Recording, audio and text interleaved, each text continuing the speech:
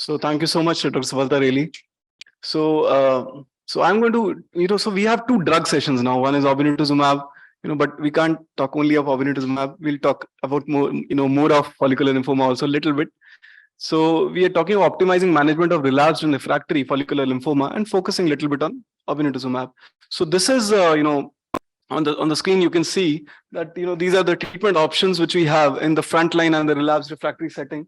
And you see in the frontline setting, we have combination of rituximab with various chemotherapy options like R-CHOP or CVP, and then we have another CD20 antibody which is obinutuzumab. We also have an option of len and rituximab now, and single agent rituximab. Although very, very less often we use single agent rituximab now with these drugs available. So many options available in the relapsed refractory setting. You can see here we have same combinations with obinutuzumab. And also many new now, including CAR T-cell therapy and tazemetostat, copanlisib, and another bispecific antibody which is mosunetuzumab. So we'll delve a little bit more on relapsed refractory. You see the 10-year survival of follicular lymphoma has significantly improved from I think this year. So in the 1944 to 1954, these 10 years, you see the survival is 17%. And now, when we talk of the survival between 1995 and 2004, we are at 72%. And the 10-year survival, the median survival is about 20 years, which is similar to age-matched controls, which is amazing. So such great progress has happened in the last many years. So just looking at the prognostication, this is the usual prognostic system which we use, the Flippy criteria, which is dependent on the lymph nodal sites, the LDH, the age, Ann Arbor stage, and hemoglobin. So this is the Kaplan-Meier curves which are separating when we are using these criteria and labeling these low risk to intermediate and high risk. So now talking of this drug, obinutuzumab. So this is a new type of anti-CD20 antibody, not so new though. So it is a glyco-engineered type 2 anti-CD20 antibody. It has an enhanced direct cell killing, and it has dependent cellular phagocytosis. It also has enhanced ADCC. So it is an improved version of the usual anti-CD20 drug which we had. So what is the most important factor in relapsed and refractory follicular lymphoma? You must have heard of this POD24, which is progression of disease within 24 months of last treatment. So this actually is very important. And patients who have a POD24 event, they do significantly worse. And this drug comes into play there in this setting. And specifically so you can see what obinutuzumab does in this setting. If it's used in the frontline setting, it can reduce the POD24 events over 2 years by 46% versus chemotherapy and rituximab. So, it has a utility in the front line and also in the relapse setting. So, these are the various factors which make it a slightly better drug in the upfront setting also. It is designed to overcome rituximab resistance. And, it has, the longest PFS across all regimens. And it also reduces the POD24 events, which is, I think, the most crucial factor. It also significantly increases the time to next treatment, which is a factor, when you talk in terms of quality of life. So what is the general approach to managing a patient with a relapsed follicular lymphoma? So we do want to understand whether the patient has a transformation. So a lymph node biopsy to do lot transformation in the appropriate clinical setting is generally required and generally considered a good thing to do. A PET scan may actually guide the optimal biopsy site. What are the other considerations which may come into play? The presence and absence of symptoms, symptomatic disease, very important. So we are actually treating for symptoms in follicular lymphoma mostly. The pace of relapse, how aggressive is the relapse? The time of relapse after initial therapy, which is the POD24, which we just spoke about. The types of previous therapy received. So was the patient on rituximab maintenance or had completed? And how much time has elapsed post completion of rituximab? So all that matters. Age, comorbidities, goals of care. I have a case later, which we'll discuss that also in more detail. So how do we sequence our treatments? So this is, the Gadolin study, which is with bendamustine and obinutuzumab and, maintenance obinutuzumab. in rituximab refractory disease. And this was a randomized study, and it was not a blinded study. It was open label, and it is comparing these two strategies. Obinutuzumab bendamustine versus bendamustine alone. So there are some problems with the study, which I thought I should mention. So it is also taking up the rituximab single agent refractory cohort. We hardly use this, but okay, they have considered this also as a subset. Refractory to rituximab chemotherapy is the second cohort, and the third one is relapsing within 6 months of completing R maintenance. So this is what the third cohort is, and probably they have included this cohort, and this is the first one. They could have actually used bendamustine and rituximab as a comparison also, and or they could have selected the cohorts better. Just a thought. So the problem with this study, which I felt, was, do we use R monotherapy commonly, and why not R chemo for patients relapsed after completion of R maintenance, and even within 6 months of therapy, and why single agent benda as a comparator for this study? So, but the study did have some success, and they had a better. So this is the investigator assessed PFS, 24.1 months versus 13.7 months. And it's a significant improvement of PFS. Looks good on paper, and the OS also it's better in the obinutuzumab arm. So yes, it has done well overall. So median OS was not reached in the G plus benda arm versus 60.3 months with benda alone. So it's a significant improvement. And in the IRC assessed duration of response also, it was doing better. So median not reached versus benda is 12 months. So doing well overall. The time to next treatment, as we discussed, it does matter to the patient, the quality of life, the time to next treatment, the patient's treatment free for a longer time. And with obinutuzumab, it's 38.2 months. And this is in the RRFL setting, which is decent. And the hazards at 0.6, and benda alone is 18.9 months. So there obinutuzumab is doing pretty well. So these are the toxicities. Yes, the infusion related toxicities with the obinutuzumab are much higher, 65% overall, and but most of these are actually not serious, and I think about 4% only are actually serious toxicities. So in that sense, that doesn't become a big hurdle during treatment. To summarize, the efficacy of G benda is higher in terms of PFS and OS in the RRFL setting. In this subset, the rituximab refractory setting as defined in this study, the rituximab monotherapy refractory or R chemotherapy refractory, and those who have relapsed within 6 months of completion of their rituximab maintenance. So the safety was decent, and there was a 52% reduction in risk of relapse or death compared to benda monotherapy. So now you have done all you could, but still you have a POD24 event. So how do you manage it? Does autologous transplant have a place there? So these are some of the studies, and you can see in these studies there is some advantage of doing an ASCT in the patients who are actually relapsing early within 2 years of treatment. And you see in this one of these studies, the p-values, one is not favoring, one is not significant, but these two, they have significant results, and the ASCT cohort is doing better in terms of 5-year OS. So yes, there seems to be sense when we are using ASCT in those who have relapsed within 24 months of first treatment, the initial treatment. So this is also the combined multi-center retrospective cohort study, and this is also tested as a German cohorts combination, and here also ASCT is showing significant advantage in OS. So yes, it makes sense to transplant some of these patients who are fit and have had a POD24 event. So after they achieve an initial response. So R2 in second line, the lenalidomide and rituximab also has been tested, and this is a study. And here also there was an advantage in terms of PFS. You can see the IRC-assessed PFS here. So the hazards 0.46, a significant result here, and OS improved with R2 actually. And this is also approved actually in the previously treated FL. Although there is a study in the frontline setting also, but the FDA approval is not there. Though NCCN does mention this also as an option in patients who cannot possibly tolerate BR or chemotherapy and rituximab. This is a case which I just wanted to highlight. So there's a 72-year-old lady who was diagnosed with stage 3 FL, and she presented with palpable cervical lymphadenopathy, night sweats, and unintentional weight loss.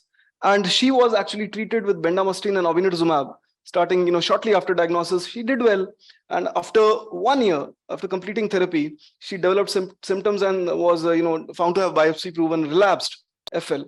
So she also received second line therapy with len and rituximab, which is R2, tolerated well, but had to discontinue lenalidomide after 8 months because of cytopenias. So, and she is EZH2 wild type. So just a question for the audience. So now she wants a treatment. This is the goals of treatment from the patient side. These are also very important for us. She wants something which should be started immediately. She wants something that does not cause risk of second malignancies and has rapid and high response rates. So these 3 points. So just these options are there. So I just can somebody from the audience choose an option out of these? Axicell, Tisacell, Lisocell, mosunetuzumab, which is a bispecific, tazemetostat, or copanlisib. Anybody? Perceptis. What would you choose? Rahul? No, Rahul and I have worked together. So the only name which came into my mind is Rahul. Tell me, Rahul, what will you choose? Yes, please, Rahul. So I think some problem with the slides are moving there in Zoom. Yeah, can happen actually. And it's the first preceptorship, so you can excuse us a little bit. So you said mosunetuzumab. So that's actually very nearly correct, because I'll show you why in the next slides.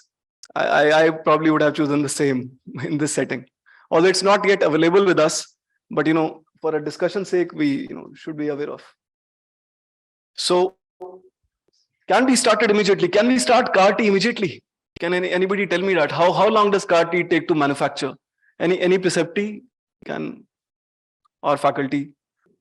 Yeah, it can happen. And in the US, it can take more time to apply for insurance. In a community oncologist or community hematologist, wanting CAR-T cell for the patient, it's very difficult and probably could take 6 months in the US. Here it could take maybe 6 to 8 weeks, but it's not accessible yet. Just from a theoretical point of view, could take 6 to 8 weeks. So probably mosunetuzumab fulfills all these criteria. It can be started immediately. Does not cause risk of second malignancies. What causes risk of second malignancies in follicular? Which drug? Okay, could. Yes, lenalidomide does. And another one? EZH2 inhibitor also. Yeah, we'll also discuss that. So what will you choose? Probably mosunetuzumab in this sense, because CAR-T will take time and the patient wants early treatment. So this is the CAR-T studies for follicular lymphoma, the ZUMA-5. You can see here, the CAR-Ts work very well, and with the CAR-Ts, Axicell and Tisacell, the median PFS is about 3.5 years, which is pretty long, and the responses are to the tune of 85% overall, and the CR rate is also pretty high. So this is the LRS study with Tisacell, and this also had similar. Both of these studies had wonderful response rates of about 80 to 85%, and these were long-lasting responses, durable responses. And you can see the ORR 86%, 90% investigator assessed, and the median PFS was 3.5 years, which is very good. Also, 48% of these responses, which were partial responses, they actually converted to CRs over a longer time. So, which is a very good result. But yes, it does not fulfill the criteria for the patient of being immediately available. So, mosunetuzumab comes there. So these are some of the candidacy points which we must be aware of, whether patients are eligible for CAR-T or not. So does the patient meet the current indications, which is relapsed refractory follicular, post 2 lines or so? Kinetics of disease progression. How fast is the disease? If it is very fast, CAR-T will take time, and it's going to be difficult to for the patient to have some bridge. The patient will need some bridge and probably some other therapy in between. So other concomitant immunosuppressive therapy, that also, can this be safely stopped before the collection? That's, bendamustine can actually hinder with CAR-T leukapheresis. It can impair the quality of T lymphocytes you get. So that also is a concern. It's one of the drugs which can actually hinder with the leukapheresis and getting a good quality lymphocyte. other active infections, all those criteria also there. So these are toxicities. CRS is the ASTCT grading system. Just remember fever, hypotension, hypoxia. These three are the ones which are to be looked at. And if only fever is there, it's generally grade 1. If you don't require vasopressors, but you require low flow nasal cannula oxygen, it becomes grade 2. Grade 3 is requiring a pressor or high flow oxygen. And if you require more than one pressor and you require something like an NIV and ventilation, it becomes grade 4. So how do you manage it? Simple, early TOSI. And now all the studies you see, the CRS rates are rapidly declining because people have understood now when to give TOSI. And that's how we are getting better at managing CRS now. So once you have fever, the patient needs close observation and early TOSI probably before we land up in higher grade toxicities. But the newer CAR T cell products which are humanized, they're giving much less low rates of CRS because all these commercial CAR T cells, Tisacell, Axicell, Tecartus, all these are murine CAR T cells. The humanized ones, they generally don't. And the IIT CAR T is also a humanized CAR T cell. So there you are. And the Actrec group also has much lower incidence of severe CRS, hardly any. And they hardly have to use any TOSI. So this is the the bites, the very popular drugs now, but these are drugs. So they need to be given for a longer time. The cost is in control of drug companies. CAR T is a single infusion. The cost can be probably controlled. We don't know. Let's see. So, but mosunetuzumab was the correct answer for that patient, Rahul, for your interest. So this is the phase 2 study of mosunetuzumab. And this is a step-up dosing because it does cause infusion-related problems. And CRS risk is also there. So there's a step-up dosing for mosunetuzumab in the first cycle, day 1, 8, and 15. You give 3, and then you take it up from there. The overall response rates again very good, 78%. So that lady wanted a good response, rapid relief. Mosunetuzumab is the drug to go there. CR rates are very high, 60%. High overall and CR responses. So this is the duration of CR also is pretty good. Median duration of CR not reached versus 15 months. The drug does very well. Does not, now, she has taken mosunetuzumab. So now her mood changes. She says, okay, now doctor, now I want a drug which does not require repeated treatment, does not cause risk of second malignancy, high response rates, and does not cause tumor flare. So now Karan will tell me, Karan, what drug will you choose now? Does not require repeat treatment. Yeah, so that's the answer. So which will you choose? Probably Axi or Tisacell. Why not Lisocell? Lisocell is for the grade 3B. So these two are also approved for grade 1 to 3A. So Lisocell, in fact, one of my patients who went for CAR T to MSKCC, he got Lisocell and he is in CR right now and doing very well. That was magical response he had. He had 3B and probably a transformed lymphoma and very aggressive course. He got some treatment here in India, some CVP or CHOP based chemotherapy, then he was just progressing rapidly. But he went there, enrolled in a trial, rapid response, and he's in CR and he's in India right now. He has had interesting toxicity also. He has retroperitoneal fibrosis. So we looked up, we discussed with MSKCC also, but he has that problem. So could be immune mediated, I believe. Thank you, Karan. Thank you. So some investigational bites, and they do so well. You look at the response of this investigational bite, odronextamab. Just look at the responses now. I was surprised. They do so well. So 81.8% OR, ORR, CR is 75%. Such amazing drugs. And amongst the responders, 92% actually achieved a CR. And when we have these drugs on the horizon, CAR T will have very difficult and stiff competition. The only difference being this is a repeated treatment and the cost, obviously. Another bite, epcoritamab, similar response rates. ORR 96.2, complete metabolic response 83%. Amazing outcomes.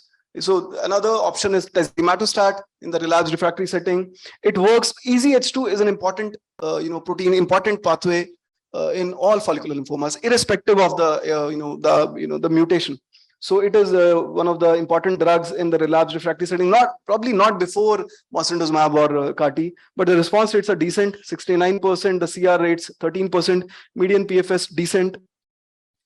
So adverse effects is secondary malignancies and embryo fetal toxicity. Generally, quality of life is not good with tazemetostat. That's what the literature says. We have not used it ever. But this is what the theoretical information says. So AE management, infections, all these are hyperglycemia. So this is with copanlisib. Copanlisib is it's a PIK3 inhibitor, and you see the hyperglycemia and hypertension are the problems with these drugs. Difficult drugs to handle. So quality of life goes down further. So I think in later lines, probably this drug could be utilized. So to summarize, what are the treatment options? We have, LENR, we have obinutuzumab available with us. Good drug for those who have rituximab refractory by definition of the Gadolin study. PIK3 inhibitors, or the generic PIK3 inhibitor also is available in India now. Tazemetostat for mutated or unmutated after more than equal to 2 prior systemic therapies. And for the POD24, probably ASCT for the fitter patients could be a good idea. And the novel drugs, CAR T cell therapies and the BiTEs, they seem to be doing very well, but we don't have good access to them right now. But I think things will improve with time. Thank you.